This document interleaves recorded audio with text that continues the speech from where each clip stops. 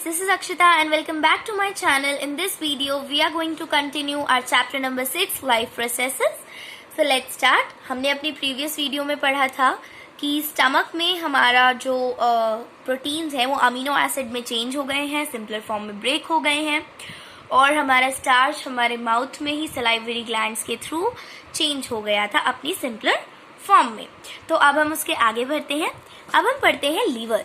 सो liver bile juice को secrete करता है और बाइल जूस में बाइल सॉल्ट्स होते हैं. अभी तक हमने स्टार्च और प्रोटीन को सिंपलर फॉर्म में किया था. नाउ फैट की बारी. सो नाउ लेट्स सी ये क्या करता है. ये ब्रेक डाउन करता है फैट को फैटी एसिड्स में. अब किस तरीके से करता है वो हम देखने वाले हैं. जो गॉल ब्लेडर होता है जो कि लीवर के अंदर ही होता है, ये रिलीज करता है बाइल जूस को और ये बाइल जूस को बाइल डक्ट में रिलीज करता है. जो ये बाइल डक्ट होता है ये ट्रांसफर करता है बाइल जूस को स्मॉल इंटेस्टाइन के अपर पार्ट में.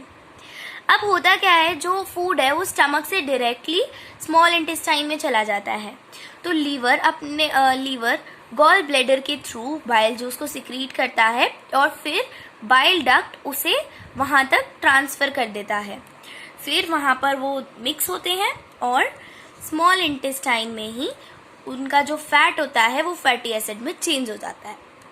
Now let's come to pancreas. So pancreas 3 digestive enzymes को सिक्रीट करता है, trypsin, lipase and amylase.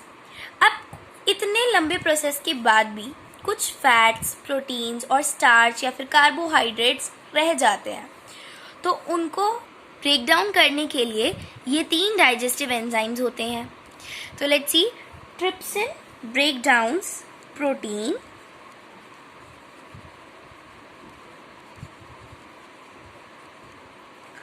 lipase break down fat,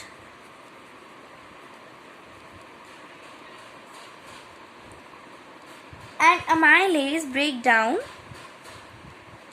carbohydrates or starch.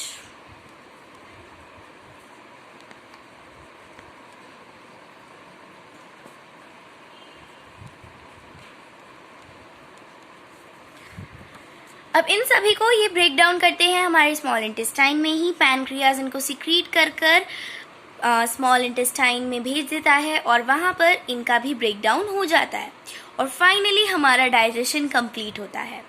अब जो हमारा अनडाइजेस्टेड फूड है वो कहाँ जाता है, चलिए ये पता करते हैं. सो जो अनडाइजेस्टेड फूड होता है उसको स्मॉल इंटेस्टाइन ट्रांसफर करता है लार्ज इंटेस्टाइन में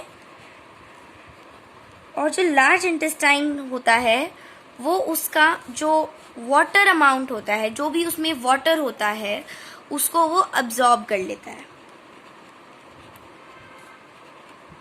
और उस वाटर को अब्जॉर्ब करके वो उसको हमारे रेक्टम में ट्रांसफर कर देता है.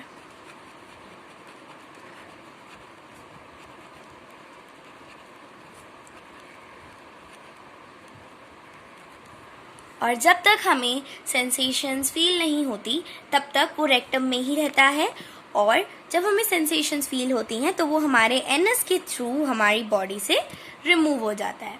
तो अभी तक हमने देखा कि सारे जितने भी हमने स्टेप्स पढ़े थे न्यूट्रिशन के, that were ingestion, digestion, absorption, assimilation and egestion, सब कुछ कंप्लीट होता है हमारे ह्यूमन डाइजेशन में भी. So that's all for today's video. We'll continue more on this chapter in my next video. Till then, please like, share and subscribe my channel. And if there is any query, please tell me in the comment section. Thank you. Check.